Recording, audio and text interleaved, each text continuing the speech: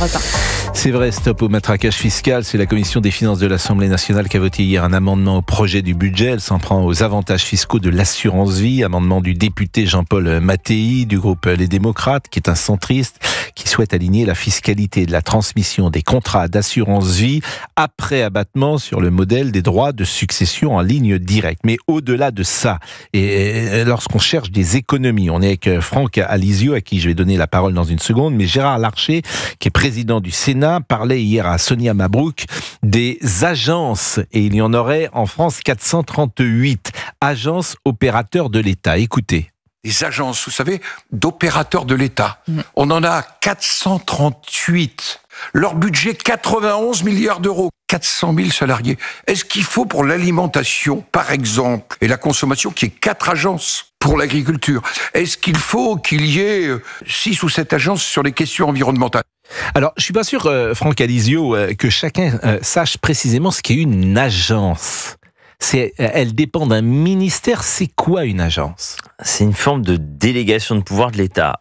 Alors ça peut être privé-public, la plupart du temps c'est public. C'est alimenté à 90% par des fonds publics, et ça va d'un véritable service. Ça peut être, je sais pas moi, Pôle Emploi, c'est une agence. Météo France, c'est une agence. Les ARS, là déjà c'est plus compliqué. C'est quelque chose de technocratique qui a été créé il y a quelques années. Avant, c'était fait directement par le ministère de la Santé. Bon, voilà, ça a été déconcentré, on va dire. C'est une agence. Mais c'est une agence qui coûte par région 100 millions d'euros. Par exemple, le budget de fonctionnement de ces 100 millions d'euros rien que pour l'Île-de-France. Bon, donc voilà, les agences, c'est toute une série de choses. Ça va de quelque chose qui pourrait être utile car quoi qu'il arrive l'État le ferait, jusqu'à des choses parfaitement inutiles comme les citait Gérard Larcher. Voilà, et puis vous avez des symboles au-delà des agences aussi. Je sais que vous en avez parlé plusieurs fois, mais moi la semaine prochaine je vais déposer une proposition de loi constitutionnelle, puisque c'est dans la Constitution, pour la suppression du Conseil économique, social et environnemental. Parce que j'ai envie de vous dire, c'est quelque chose qui peut être sympathique, hein, c'est une forme de think tank public, de boîte à idées publique, mais on n'a plus les moyens, j'ai envie de vous dire, quand on est à 3250 milliards de dettes, lorsqu'il y a près de la moitié de la richesse nationale qui part en impôts prélevés, on n'a plus le luxe de se payer un sympathique conseil comme ça à côté, qui a été créé en 1925 sous la Tour de la République, où il y a 175 membres, pour 17 rapports par an, et d'une utilité franchement discutable, un rapport sur éduquer la vie, et s'éduquer dans la vie affective. Enfin, tout ça, c'est du conseil. Enfin, même pas du conseil, c'est de la réflexion. L'urgence de financer le monde associatif. Bon, déjà, c'est discutable. Et puis après, quoi qu'il arrive, on le sait. Enfin, ceux qui sont partis. Donc, il y a des députés qui sont faits pour ça. C'est toujours la même chose. Alors, c'est vrai que ça coûte pas extraordinairement beaucoup d'argent. Je crois que ça coûte 47 millions d'euros. Mais c'est un symbole. Et il y a 175 conseillers, vous l'avez dit, qui sont payés entre 3500 et 4500 euros, je crois. C'est ça. 153 agents. On est nommé dans ce conseil. Qui nomme ? Les 3 institutions de mémoire, c'est-à-dire, enfin, vous avez aussi les syndicats et tout, mais vous avez l'exécutif, vous avez le Parlement, le Parlement. On nomme ses amis généralement, disons-le. Oui. C'est ce qu'on appelle. Non, mais disons-le, c'est ce qu'on appelle des fromages de la République. Attendez. Je crois que François Mitterrand avait nommé Georgette Lemaire, qui était en très grande difficulté financière. Le pire, c'est que les mauvaises idées finissent toujours par être déclinées. C'est décliné dans les régions. Oui. On a les Césaires, voilà. Donc moi, j'ai un Césaire en Provence, Alpes-Côte d'Azur. Il ne sert à rien. Il ne veut même pas répondre et entrer en contact avec les conseillers régionaux d'opposition. Il y a combien de personnes dans votre Césaire, par exemple, ces Césaires délocalisés? Dans mon Césaire, je sais qu'en tout, les Césaires coûtent 33 millions. Vous voyez, 33 millions plus 47 millions au niveau national. Vous avez un Césaire au niveau européen. Vous avez un Césaire européen. 329 membres au Césaire européen. J'ai pas réussi à trouver combien ça coûtait. Alors, Mohamed est avec nous parce que vous connaissez le principe de notre émission, c'est qu'il y ait interactivité avec des auditeurs qui peuvent vous interroger. Vous êtes chauffeur de taxi. Bonjour Mohamed. Bonjour Pascal. Et vous nous appelez de temps en temps, donc vous vouliez réagir notamment vous sur l'assurance vie. Je précise que ce n'est pas encore voté, d'ailleurs monsieur Alizio ne nous a pas donné son avis. C'est un amendement déposé par monsieur Mattei. Qu'en pensez-vous? Oui, alors cet amendement il a été déposé pour pouvoir aligner les ponctions sur l'assurance vie comme celle comment ça s'appelle sur le patrimoine. Exactement. Et oui, alors en fait encore une fois sur la l'héritage, succession, voilà, en ligne directe. sur la succession. Normalement, on était déjà en train, il y a un moment, de réfléchir à comment réduire la taxation de l'héritage, parce que c'est un bien que les gens mettent toute leur vie à gagner pour pouvoir transmettre à ses enfants pour les aider. Et du coup, non seulement on ne veut pas le réduire, mais on veut même maintenant taxer encore je dirais une cagnotte des gens à petit budget pour encore les mettre en mauvaise situation. En fait, moi, ce qui me dérange dans ce gouvernement-là, c'est que non seulement c'est un gouvernement qui ment, qui cache, à la rigueur, il nous aurait dit la vérité depuis plus de 8 mois, depuis presque un an, en nous disant qu'on va mal et qu'on va dans le mur. On est prêt à écouter là, il y a les eu un mauvaises changement nouvelles. de gouvernement, ça vous a pas échappé non plus. Alors, pour revenir sur cette assurance vie, qu'en pensez-vous ? Et je rappelle, si vous arrivez sur l'antenne actuellement, que Franck Alizio est avec nous, il est député Rassemblement National des Bouches-du-Rhône. Quelle est votre position ? Alors, la semaine prochaine, ça passera en séance, en effet. Pour l'instant, ça n'est passé qu'en commission. Est-ce que ça va être maintenu ou non ? Bon, bref, voilà. Moi, j'ai envie de prendre le problème à l'envers. Prendre le problème à l'envers, c'est tout le système de droits de donation et de succession qui doit être revu. Ça fait des années et des années que tout le monde, c'était y compris dans le programme d'un certain Emmanuel Macron en 2022, voulait baisser les droits de succession et les droits de donation. Donc, j'ai envie de vous dire, c'est les droits de donation et de succession en général qu'il faut baisser. Parce qu'aujourd'hui, la majorité, l'écrasante majorité du patrimoine des Français, c'est dans la pierre. Donc, s'il fallait baisser dans un premier temps des droits de succession et de donation, ce serait sur la pierre. Aujourd'hui, vous ne pouvez transmettre par enfant que 100 000 euros, et si vous voulez le renouveler, c'est 100 000 euros tous les 15 ans. Ça fait quand même pas grand-chose. Dans le projet présidentiel de Marine Le Pen, c'était passé à 300 000 euros par enfant concernant la pierre. Je le répète encore, les classes moyennes, leur patrimoine, il est dans la pierre. Les classes populaires, c'est dans la pierre. Quand vous achetez un toit, vous voulez le transmettre à vos enfants. Et on voulait également, ça c'est important parce que ça permet que l'argent soit utilisé, investi, consommé plus rapidement, tripler l'abattement, c'est-à-dire tripler ce que l'on peut donner à ses petits-enfants. Passer de 30 000 euros par petit-enfant aujourd'hui à 100 000 euros. C'est ça qu'il aurait fallu faire et honnêtement, ça coûte pas grand-chose, c'est toujours pareil. Ça coûte peut-être 500 millions d'euros, mais sur les 15 milliards que rapportent les droits de succession et de donation, c'est pas grand-chose. Et surtout, on l'avait vu quand Sarkozy avait augmenté l'abattement, donc avait baissé les droits de succession concrètement, eh bien il y avait quasiment pas eu de baisse de rendement. Pourquoi ? Parce que les gens se sont dit bon, on nous baisse les droits de succession, c'est le moment de donner. Donc du coup il y a eu plus de donations, mais moi, je pourrais et du coup les impôts n'ont quasiment, les rendements de l'État n'ont pas baissé. Je pourrais aller plus loin. C'est un vrai scandale de taxer la succession, puisque c'est un impôt sur la mort. Mais oui, que vous faites payer. C'est-à-dire que déjà celui qui a acheté sa maison, il a déjà payé de multiples impôts. Donc vous refaites payer, on pourrait avoir zéro. Ça serait ça la réalité. Je ne sais pas d'ailleurs s'il y a des pays où les droits de succession sont à zéro. Oui, à peu près la moitié des pays européens. À peu près la moitié des pays européens. Et en Italie, oui. C'est pas taxé jusqu'à 1 million d'euros. Vous voyez, donc voilà. Mais ça serait ça. Le souci, c'est qu'on est dans un pays qui a multiplié les taxes. Alors vous, aujourd'hui, vous n'êtes pas au pouvoir. Mais si vous étiez au pouvoir demain, ça serait bien que vous vous engagiez à ça. Mais vous le faites. Je viens de vous dire ce qu'on s'est engagé pour la présidentielle. Moi, j'ai du mal avec la parole publique.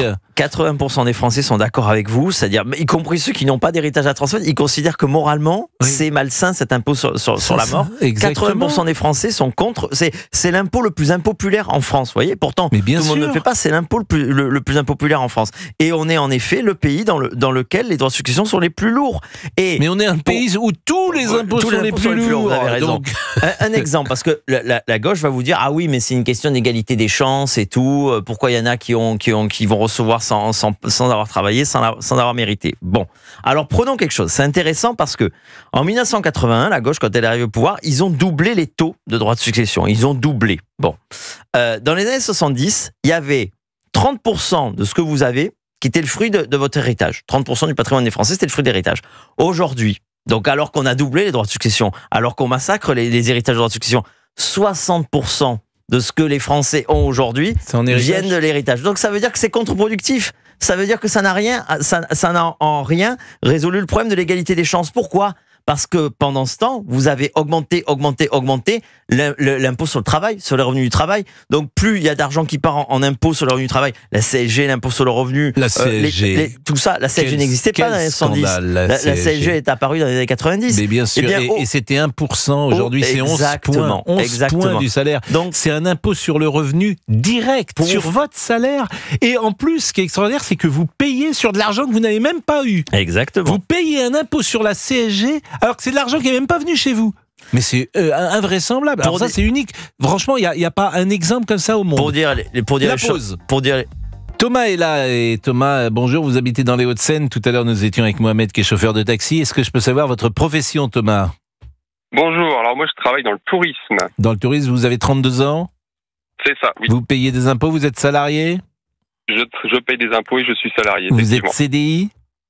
Oui, en CDI. Vous êtes marié, vous êtes célibataire ? Je suis en concubinage. En concubinage, donc vous payez tout seul, vous avez une part, vous n'êtes pas marié. En concubinage, vous n'avez pas de lien juridique avec la jeune femme avec laquelle vous êtes. Exactement. Quand je dis la jeune femme, peut-être le jeune homme d'ailleurs. Jeune femme avec qui vous êtes. Donc vous payez en gros entre 10 et 20% de votre revenu net annuel, je pense.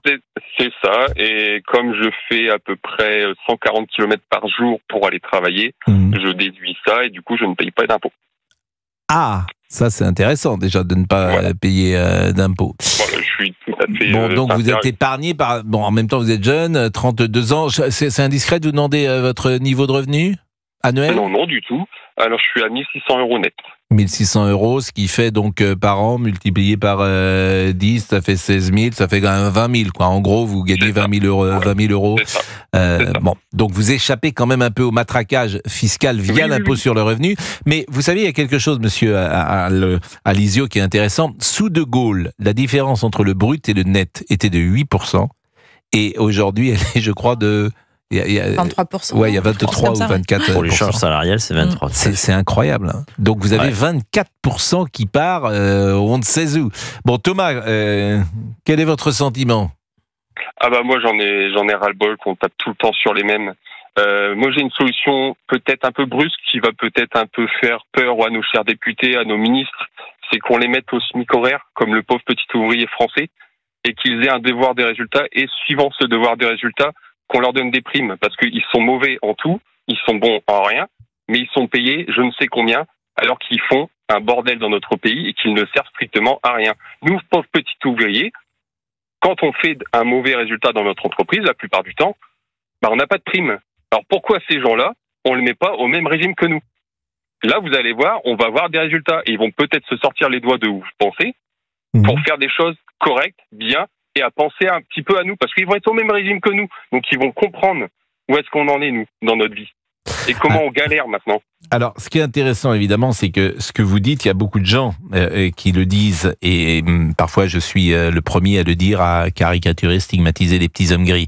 Alors, c'est vrai que ce sentiment existe. Faut quand même défendre l'administration française, parce que ce sont des gens parfois qui sont formés, de qualité, mais il y a un état d'esprit qu'il faudrait changer.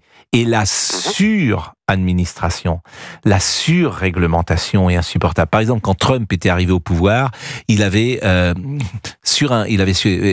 un trait de plume sur 4000, je crois, règlements. Et c'est ça qui est insupportable pour les uns et les autres. Il y a trop de règles, il y a trop de fonctionnaires, il y a trop d'administration. Évidemment, un truc tout bête. Ce qui a le plus augmenté dans notre hôpital depuis 10 ans, c'est pas le nombre d'aides-soignantes, c'est pas le nombre d'infirmières, c'est pas le nombre de médecins, c'est le cabinet, la direction autour du directeur de l'hôpital. comment dire, pourquoi dans un hôpital on a besoin d'un directeur de la communication, d'un directeur adjoint de la communication, de tout ce staff. Et c'est ça qui a développé, c'est l'administration, c'est les étages du millefeuille qui ne sont pas au contact direct avec le patient, avec les Français. Si vous cumulez en France les infirmières, tout ce qui est fonction publique hospitalière, plus nos enseignants, je parle que des enseignants, plus les policiers, les militaires, bon, tout ce qui est force vive de la fonction publique, on arrive à 2 millions de fonctionnaires. Or, on a 5,5 millions de fonctionnaires. Alors, évidemment, ça ne veut pas dire que les autres sont inutiles, loin de là. Mais ça veut dire que non, mais dans à la les grandes... PHP, par exemple, c'est intéressant, la PHP, c'est le premier employeur de l'Île-de-France. Vous avez 40% des gens qui ne voient jamais un malade. Exactement. 40%. Et vous n'avez pas le même ratio à l'éducation nationale. Exactement. Donc, c'est ça qui n'est pas possible. Parce que dans des hôpitaux privés, vous n'avez pas 40% d'administration. Donc, mais on le sait. C'est vrai. Oui, mais tout le monde le sait, mais la réforme de l'État, en fait, la réforme de l'État, qui est ni de droite ni de gauche, c'est simplement de bon sens. Cette réforme, personne n'a osé la faire et ne veut la faire. Réformer cet État. Pourquoi ? Et enlever, pourquoi ? Je vous pose la question. Parce qu'il faut du courage, parce que les effets seront à long terme. C'est ça le problème de la politique. C'est un problème qu'on vit au quotidien en réalité. Une réforme de l'État, ça prend effet en 5 ou 10 ans. Or, le politique ayant comme seul horizon son mandat, eh bien, il veut pas investir en réalité sur l'avenir. Parce que la réforme de l'État, elle est indispensable. On ne pourra pas s'en sortir sans réforme de l'État. Évidemment, vous le disiez au début, c'est une question... payer des impôts, pourquoi pas, mais l'efficacité de l'euro investi, de l'euro dépensé par l'État, l'efficacité, à quoi il a servi. Alors, pour les Et là, on est complètement perdu sur cette question. Pour les fonctionnaires, concrètement, il n'y a qu'une façon de réformer l'État, c'est de ne pas remplacer un fonctionnaire qui part à la retraite. Vous n'allez pas les virer. Ils sont en place, ça va être compliqué de les virer, si j'ose dire. Mais en revanche, vous pouvez, chaque année, quand un fonctionnaire part en retraite, c'est ce qu'avait fait Nicolas Sarkozy, ne pas le remplacer. Moi, je ne vois que cette solution. Oui, est-ce qu'il y en a d'autres ? Mais là où il y a moyen de ne pas le remplacer, c'est pas le policier qu'on n'a pas remplacé. Vous voyez ce que je veux dire ? Bien sûr, c'est pas l'enseignant qu'on n'a pas évidemment. remplacé. Exactement. Mais est-ce qu'il y a il faut une le autre, préciser, c'est important. Pour les fonctionnaires, est-ce qu'il y aurait une autre manière ? On ne va pas licencier les gens, sans doute. Moi, je pense qu'il faudrait considérer aussi le fonctionnaire. Aujourd'hui, quand vous parlez aux fonctionnaires, ils sont pas, ils se sentent pas considérés, ils se sentent pas qu'ils travaillent bien ou mal. C'est la même chose. Le très bon prof qui va consacrer du temps, de l'énergie, qui va s'impliquer, et celui qui va le faire, qui va pas s'impliquer, eh ben il y aura pas de différence. Alors je sais pas si on appelle ça le salaire au mérite ou autre chose. Non, mais là, ça va être. J'appelle ça la considération. Ça va être très difficile. Mais dans des réformes structurelles, moi, dans des réformes structurelles que j'aimerais, par exemple, est-ce qu'à un moment faut déléguer au privé ? Est-ce que les prisons faut déléguer au privé ? Ça, c'est des questions qui se posent. Parce que d'abord, je pense que ça marcherait mieux, pour tout vous dire. Et puis après, vous déléguez au privé qui a son financement. Je ne sais pas en l'occurrence comment ça peut se faire, mais il me semble que ces pistes-là doivent être aujourd'hui envisagées. Ça dépend les fonctions de l'État. Mais encore une fois, si au sein de chaque service de l'État, chaque fonction de l'État, on prendra en considération celui qui fait bien son job et on paierait moins, on considérerait moins par définition celui qui fait pas son job, vous changeriez, il y aurait une révolution culturelle. Voilà. Oui, mais une révolution culturelle. C'est pas simple à mettre en place. Thomas qui nous écoute. Thomas qui nous écoute. Est-ce que vous avez affaire, vous, à l'administration ? Je pense comme le tout simple français, de temps en temps quand on est obligé, mais sinon, non, pas plus que ça, non. Et parmi les réformes, je peux savoir d'ailleurs de quel côté vous votez ou pour qui vous votez ou c'est indiscret ? Moi, je vote du côté droit, oui. À droite. À droite toute ou à droite À droite toute, oui, à droite toute, parce que j'aime mon pays. Bon, d'accord. J'aime mon pays et j'ai mal au cœur de l'état dans lequel on est en train de le rendre, déjà que c'était difficile. Et parmi les réformes les plus importantes que vous aimeriez connaître qu'on mette en avant le respect tout simplement et qu'on réapprenne peut-être à nos jeunes au socle de notre pays qui est l'éducation nationale, qu'on remette en avant le respect et qu'on apprenne le respect. Parce que je pense et j'estime que si déjà on remet cette valeur qui est essentielle pour un pays et pour une société, qui est le respect, si on le remet en avant, qu'on réapprend le respect, vous allez voir, il y a pas mal de choses qui vont se remettre en place tout doucement et naturellement. J'entends ce que vous dites, mais en même temps, l'école, elle est là pour instruire, elle est pas là pour élever les enfants, hélas. Alors, bien sûr que tout ça est nuancé, bien sûr que on a tous eu des profs, ou même des clubs de sport qui nous apprenaient certaines valeurs, mais c'est d'abord aux parents d'élever les enfants, et l'école, elle est là pour les instruire, ce qui est un peu différent. C'est dans un monde idéaliste que tous les parents élèvent correctement leurs parents, mais on est dans la merde. Concrètement, on est dans la merde. Donc, qu'est-ce qu'on fait? C'est une bonne question. Je pense qu'il faut remettre tout simplement ce respect au centre du débat. Qu'on respecte les institutions, qu'on respecte les professeurs, qu'on respecte la laïcité, qu'on respecte notre prochain, tout simplement. Il a une opinion différente. C'est normal, il faut tout pour faire un monde, mais on respecte ton opinion, on ne va pas imposer notre opinion. On respecte nos gendarmes, nos policiers, qui sont là avant tout pour nous protéger. Et déjà, si on remet ça dans le centre du débat, il va se passer pas mal de choses positives. Mais vous avez tout à fait raison. Vraiment, tout ce que vous avez dit est très très juste, et ce respect-là est moins important qu'il ne l'était. Moi, j'ai grandi dans les années 70. Effectivement, il y avait une déférence sur l'autorité, celle du maître, celle parfois de l'entraîneur de football, celle des parents, bien sûr. Non, mais vous avez parfaitement raison. J'avais peur de mes professeurs, j'avais peur quand je me faisais arrêter par un gendarme, alors que j'avais rien fait. Je n'avais strictement rien à me reprocher. Oh, vous dites ça, mais si ça se trouve, vous aviez quand même... C'est pas ce qu'on a su. C'est pas ce qu'on a enquêté sur vous.